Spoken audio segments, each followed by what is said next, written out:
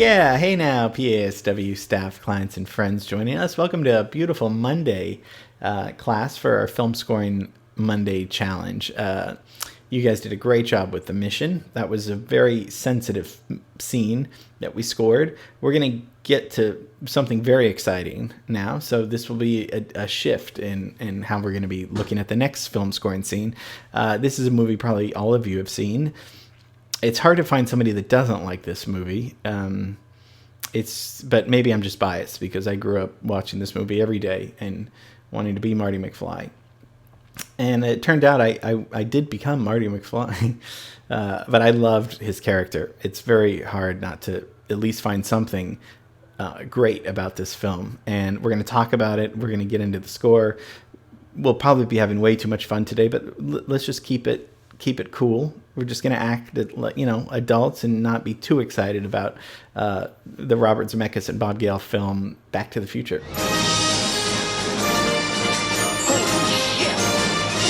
Let's see if you bastards can do 90.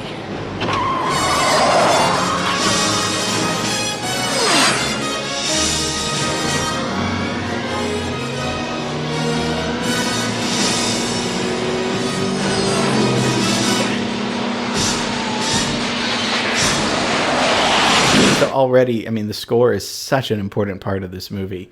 And Back to the Future came out in 1985, and 36 years later or so, it's still part of popular culture. Memes being done all the time. This is my favorite meme, by the way.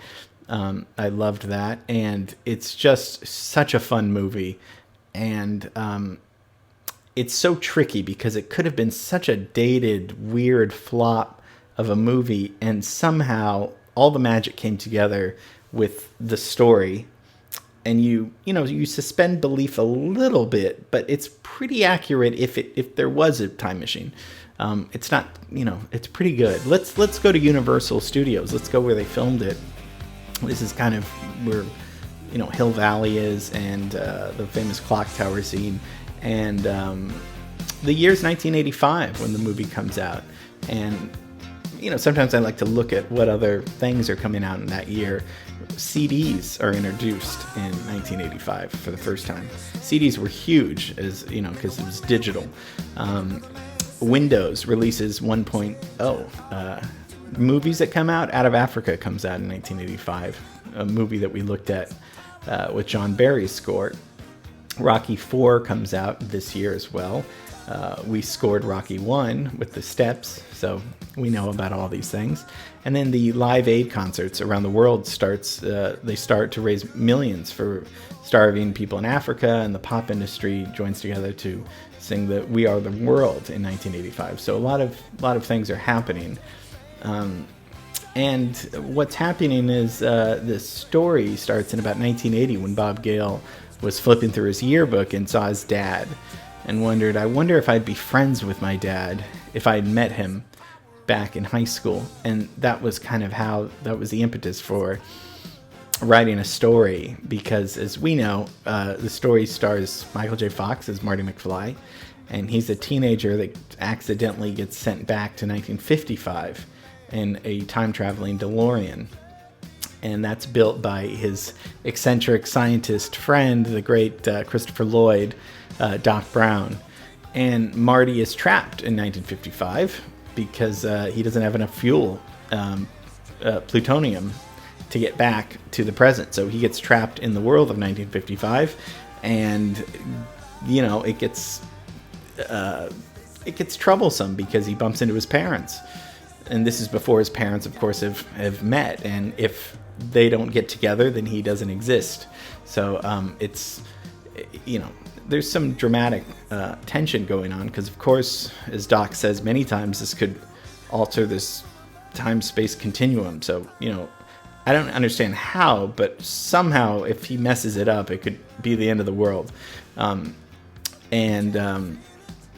But it's so much fun of a movie. Of course, Eric Stoltz was gonna be playing Marty and filmed several scenes, but it didn't work out. He wasn't the right character. He was kind of a darker character, and I think he was kind of a pain on the set. And they replaced him with Michael J. Fox, who was busy filming Family Ties and was doing both at the same time. Family Ties during the day, Back to the Future at night, and such a great actor and great high school, typical high school guy, that's just kind of into rock and roll, or, not rock and roll because, but, Van Halen and other people that he's playing guitar. And Huey Lewis, of course, writes Power of Love for this movie, and it's just a lot of fun. The budget was $19 million, and it made $388 million, so it's a huge success. And the score is by Alan Silvestri. He's a very famous film composer, television composer, wrote tons of music, went to Berklee School of Music, was in a band, but he met Robert Zemeckis, who is the director. So Zemeckis and Bob Gale wrote the movie, and Zemeckis is a huge director, still working today, and they met on Romancing the Stone. And the only direction Zemeckis gave Silvestri was that it's got to be big. It's got to be a big score. And if we look at film scoring, we notice that, the 40s and 50s had film scores, right? When you get to the 60s, and 60s and 70s, we start to see pop songs used in movies. And it's not until about Jaws, 1975, is when John Williams brings the orchestra back into the cinema. We're talking about kind of big blockbuster movies. So Silvestri continues on that tradition of using the orchestra. And when you think orchestra, sometimes it's easy to think, oh, okay, great, like boring classical Mozart. But of course, as we see with Silvestri, with John Williams, with even John Adams, the minimalist composer, the orchestra can be highly exciting. And this was a massive score. This was one of the biggest scoring sessions of all time. And Silvestri really wanted to use the orchestra, and he wanted to create a heroic theme. And he said that would be recognizable with just a few notes. And one of those notes is a tritone. We looked at the tritone with West Side Story. Da, da, da. So forgive my singing, but those three notes are recognizable as kind of the theme for Back to the Future. But the orchestration, the score is just tremendous. It's a ride. It really is a ride when you hear the theme. It's just, in fact, I was taking a nap in the afternoon a week ago or so, and the radio, it came on with this, and I couldn't obviously sleep because I was like, boy, this is such a great score. And then I thought maybe we could use this. And so I found the scene. So this scene is when we know that Biff is the villain, the bully in this, and Biff is getting in the way of wanting to date his mother, and Marty can't have that happen. He needs his parents to meet and get together so he can exist. But Biff is ruining these plans. So in the scene we're going to see Marty McFly try to escape and try to also stick up for himself so Biff doesn't ruin his whole life, actually. So this takes place in 1955, and the woman in it is Lorraine, his mom, and it's a very fun skateboarding scene. So let's take a look at the scene with the score.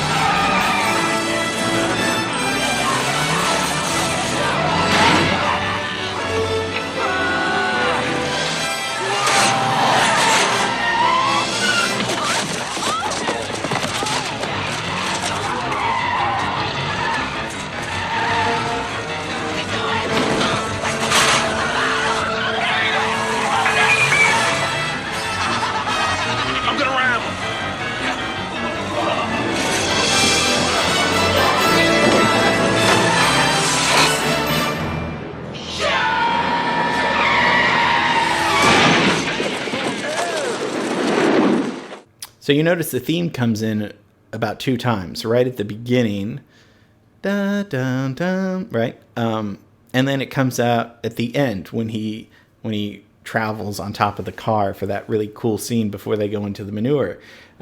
So Sylvester is using this twice in about 1 minute and 20 seconds or something like that, because it's such an exciting thing. And so he knows, I don't know if Zemeckis told him, if he said this is when it should be coming out twice, just within the matter of minutes. These are kind of, remember we talked about hit points a little bit with Batman. It's kind of a hit point in a way, where it's like, okay, the theme should start here when Marty's first on the skateboard, and then it should come back here when he's going to, outsmart the villains. So you don't have to do that, but that's just kind of what's going on with the score. Okay, let's take a look at it without the music.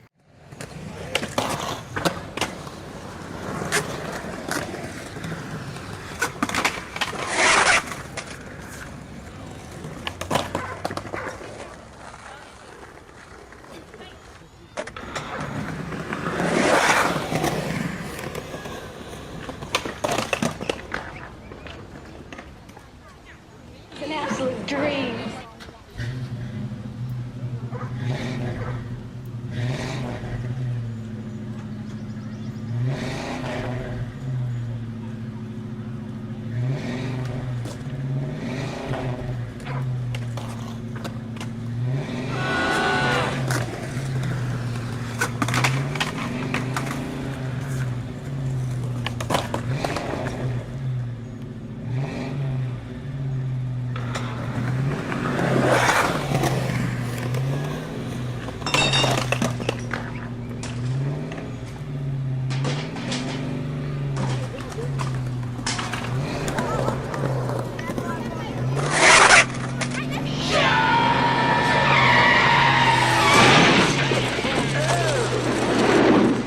Still exciting, very fun score. I just took it out and put in Foley, regular sounds. What do you think we could come up with? This is not a sensitive scene. This is not an emotional scene. This is complete action. This is complete fun. Think about some options. I don't think a pop song would work, but try to convince me. Maybe it could. But if there is a pop song and there are lyrics, make sure the lyrics have something to do with the action going on with the scene. It's tense. It's pretty. I mean, they could run him over. They could kill him. If he dies, then the whole world ends. And so it should be very exciting and filled with tension, because it's also a dangerous scene. So it's fun and exciting, but also some danger happening. So think about it. Think about some possibilities, and I'm always available for text or email. And if you have to call me, sure, you can call me too. If you have questions about what we're looking at, but it's pretty self-explanatory. This should be an exciting, heroic theme that. But also, you'll notice when they start throwing the bottles at him, the score gets a little scary. Silvestri's score. So it's not just completely ending credits where everything works out great. It really starts from the beginning heroically, and then when they get close to him, it gets a little bit tense, and then it ends heroically. So just within a minute, it's got a beginning, middle, event, and end, which is great direction, great film scoring, because that's a very short time to sort of tell a story, kind of, and it just works so great. I'm sorry if I'm giddy. I this scene I watched every day as a kid. I still watch it, but don't tell anybody. I just love it. It's so exciting, and you're rooting for Marty McFly. So that's Back to the Future. The script was rejected 40 times before Universal bought it. Disney just kept declining, saying it was a movie about incest. Because Marty kisses the 18-year-old version of his mom. It's weird. But then Disney also did Star Wars, where siblings Luke and Leia share a kiss. So I don't know what Disney was talking about, really. but I'm really glad it didn't. It finally got greenlit too. And part 2 and part 3 are so much fun too. So Alan Silvestri's score to Bob Gale and Robert Zemeckis' film Back to the Future. Get it to me by tomorrow, and we're going to have a fun time, a great time, too good of a time to see what you guys come up with on Friday. So that's it. I've said it all. That's Back to the Future. Okay, love you, miss you. See you tomorrow.